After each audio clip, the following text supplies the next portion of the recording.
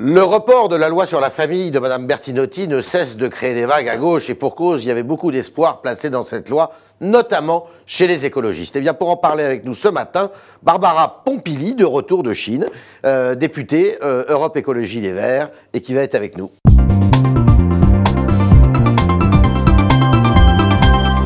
Députée de la Somme, bonjour Barbara Pompili. Bonjour. 3 questions pour commencer. Oui, non. Approuvez-vous Christiane Taubira quand elle veut virer le procureur général de Paris? Mais elle y a renoncé, il me semble. Elle y a renoncé? Oui. D'accord, c'est une information. Mais j'ai lu ça dans les journaux ce matin. D'accord. Approuvez-vous François Hollande quand il reçoit Pape Diouf afin de le dissuader de se présenter à la mairie de Marseille? Alors, je considère que chacun doit faire en son âme et conscience. Voilà. Vous vous souvenez, moi, président, je n'interviendrai pas. Oui, mais Oui. bon, après on peut parler... Tout ça, c'est du passé. Non, mais on peut parler, on peut se parler, on peut discuter. Après, Ouais. chacun prend ses décisions de manière libre. Il me semble que Pape Diouf l'a fait. Estimez-vous que les manifestants de la Manif pour tous sont des réactionnaires? Certains, oui. Je pense que c'est un petit peu réducteur. Un peu réducteur. Alors, je vous invite maintenant à lire avec moi les propos de Madame Hidalgo, qui était ces jours-ci sur le site internet LGBT, donc le site gay et lesbien, YAG, et qui a dit ceci: « Je suis extrêmement déçu, je regrette ce recul du gouvernement que j'ai du mal à comprendre, en parlant de la loi sur la famille, à la place qui est la mienne, donc de candidate à la mairie de Paris, je pèserai de tout mon poids pour que ces questions reviennent à l'Assemblée nationale. Il ne faut pas rester tétanisé face au mouvement ultra-conservateur qui ne représente pas le peuple souverain. » Fermez le banc. Elle a raison, Anne Hidalgo. Mais elle a raison sur le fait qu'on ne doit pas considérer que c'est la rue qui doit faire la loi. On a des institutions dans ce pays, on a des élus qui ont été élus de manière démocratique républicaine, qui doivent faire leur travail. Et donc, quand il y a des questions qui se posent, on doit écouter la rue. On doit essayer de comprendre quand il y a des malentendus. Il y en a eu la semaine dernière, on doit essayer d'y répondre. Mais après, il faut qu'on avance aussi sur les sujets importants. Alors, est-ce que vous serez à l'origine d'une proposition de loi sur, notamment, le sujet qui fait débat, sur la procréation médicalement assistée? Oui, on le fera, mais on ne fera pas que ça. Parce qu'il ne faut pas oublier que la loi Bertinotti était une loi qui ne comprenait pas la PMA. Nous, on avait dit qu'on pensait que c'était bien d'essayer de l'insérer dedans. De l'accompagner avec un amendement. Mais on regrette tout le reste, que tout le reste ait été jeté. On va procéder par ordre. La PMA, est-ce que vous pourriez faire une proposition de loi? Oui. Oui. Ça serait quand la niche parlementaire pour vous? Alors, justement, nous, on n'a pas de niche avant l'année prochaine. D'accord, avant 2014. Donc, nous, ce qu'on voudrait faire, c'est un travail avec nos partenaires de la majorité. C'est qui? Donc, c'est notamment le groupe socialiste, essentiellement, mais aussi les autres groupes, pour reprendre la loi Bertinotti, en petits bouts, pas forcément en une seule grande loi, et présenter ça lors des semaines de l'Assemblée qui viennent régulièrement. Il y en a tous les 2 mois. Et là, ça pourrait être avant l'été? Ça pourrait. Voilà. Vous allez militer pour ça? Oui, on va militer pour ça et on va militer pour le faire tous ensemble parce qu'on a bien vu que le renoncement à cette loi, le problème c'est qu'il y a des questions qui se posent pour les familles actuellement sur les droits de garde, sur les statuts. On va en parler, mais alors les partenaires en question, parce que vous avez dit quelque part, les écologistes, non, vous n'avez pas l'impression d'être, attendez, que vous allez trouver de nouveaux partenaires. C'est qui ces nouveaux partenaires? Nouveaux partenaires, j'ai dit nouveaux, non, c'est les partenaires habituels. On est des parlementaires. C'est-à-dire des gens du Front de gauche, on va travailler. Des députés du Parti socialiste, des députés radicaux de gauche. Oui. D'accord. Alors, ça c'est pour la PMA. Est-ce que vous pourriez faire la même chose pour la GPA, la gestation pour autrui? Non. Parce que Mme Hidalgo, du coup, elle est contre la GPA. Oui, il y a un débat sur la GPA. Moi, personnellement, j'ai une opinion sur la GPA. C'est incroyable. Mais vous allez accepter la PMA pour les couples lesbiens et vous allez refuser la GPA pour les couples homo. La PMA, ça existe en France. Ça existe depuis très longtemps. Là, ce qu'on demande juste, c'est que ce droit soit étendu à tous les couples et aux femmes seules. Oui, mais qu'est-ce qu'ils font les hommes, ça existe déjà. Les couples d'hommes, qu'est-ce qu'ils font? La question de la gestation pour autrui, c'est les mères porteuses. On voit bien que ce n'est pas la même chose qu'un don de sperme. Ce sont des personnes... Mais ce sont des personnes qui donc offrent leur ventre pour 9 mois. Le sujet est différent, c'est compliqué. Moi, je pense qu'il faudrait qu'on y arrive un jour. Mais ça, c'est pas dans le sujet. On n'a jamais demandé. Malheureusement, les hommes et les femmes, contrairement à ce que certains essayent de faire croire, les hommes et les femmes sont physiquement différents. Ah oui, ça vous en êtes sûr? Ah, j'en suis certaine. D'accord. Pas vous? Non, mais je vous pose la question, vous savez, moi, j'ai pas d'opinion. Mais il y a quand même une discrimination. C'est-à-dire que les couples de femmes vont pouvoir, éventuellement, si cette proposition passe, avoir des enfants, mais les couples d'hommes, eux, ils ne pourront pas. Parce que les femmes portent leurs enfants. Les hommes ne peuvent toujours pas les porter. Mais il ne doit pas y avoir de sujet tabou. Moi, j'ai rien contre le fait qu'on en parle. Simplement, c'est pas prévu dans la loi. C'est le sexe faible, les hommes. En tout cas, physiquement, ils ont une espérance de vie plus courte, malheureusement pour eux. Mais ce n'était pas prévu dans la loi et on n'avait pas demandé à ce que ce soit inscrit dans la loi, que ce soit bien clair. Dans les autres dispositions qui sont abandonnées provisoirement de la loi Bertinotti, quelles sont celles sur lesquelles vous estimez qu'il faut impérativement que vous reveniez par le biais d'une proposition de loi? Il faut qu'on avance sur les statuts des beaux-parents. Beaux-parents? Oui. Il faut qu'on avance sur les modes de garde, sur la médiation, la résidence alternée. Vous êtes pour la résidence alternée, personnellement? Oui, je suis pour la résidence alternée. Après, j'entends aussi, mais vous pareil, avez vu des tous rumeurs. Les psychologues qui disent que c'est pas bien, finalement? Non, c'est pas ce qui a été dit. Moi, je ne demande pas ce qu'il y a une obligation, c'est le juge qui décide. C'est le juge qui décide. Simplement, faire de plus dans une optique d'égalité homme-femme, il faut que ce soit la première possibilité envisagée dans le cadre d'une médiation. Pour équilibrer vis-à-vis des hommes, là, pour le coup. Pour équilibrer, alors vous savez, je vais vous dire, pour équilibrer vis-à-vis des femmes. Des femmes? Oui, parce que le fait que ce soit systématiquement les femmes qui aient le droit de garde, systématiquement ou presque, et que souvent d'ailleurs les hommes ne la demandent pas la garde, parce que là on a vu des hommes dans des grues, ils sont minoritaires. Ça fait que ce sont les femmes qui se retrouvent à gérer l'enfant avec toutes les contraintes que cela entraîne, et qui les empêchent de pouvoir mener une vie professionnelle plus facilement, qui les empêche aussi de pouvoir se reconstruire après un divorce.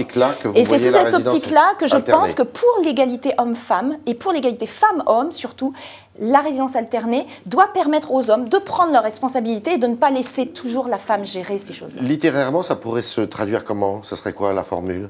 On a déposé une proposition de loi là-dessus qui met en avant la question de la médiation. C'est essentiel. On a un problème parce que la médiation n'existe pas assez en France et sans ça, on ne peut pas réussir à avoir des modes de garde qui puissent durer dans le temps, qui puissent fonctionner. Parce qu'on ne force pas les gens. Et puis j'ai entendu aussi n'importe quoi là-dessus. On ne veut certainement pas que des hommes violents aient la garde de leurs enfants. Enfin, ça n'a rien à voir. D'accord. Pourquoi les hommes violents auraient-ils la garde de leurs enfants? C'est ce qu'on nous dit. Vous voulez la garde alternée, donc vous voulez que des hommes qui ont fait des violences puissent avoir la garde de leurs enfants. C'est faux, tout ça, ce sont des fantasmes, parce qu'on ne peut pas débattre de ces questions-là sereinement. Accouchement sous X, est-ce que vous étiez d'accord avec la proposition de Mme Bertinotti, c'est-à-dire d'ouvrir la possibilité à des enfants devenus adultes à l'âge de 18 ans de pouvoir Alors, on n'a pas vu les rapports qui ont été faits par les groupes de travail, mais on voit bien qu'il y a une demande d'origine, une demande de savoir d'où on vient pour construire son identité. C'est pareil, cette question-là, elle ne peut plus rester en stand-by, en attendant tout en protégeant quand même bien sûr, la personne qui a donné la naissance. Dans les rapports, il était prévu de trouver un équilibre, c'est-à-dire que les personnes puissent avoir accès à leurs origines, c'est-à-dire au moins à quel type de personne, pourquoi la personne l'avait fait, et de pouvoir éventuellement ensuite accéder. Parce que là, pour l'instant, même s'il y avait une volonté de part et d'autre, c'était très compliqué de pouvoir accéder au nom de la personne.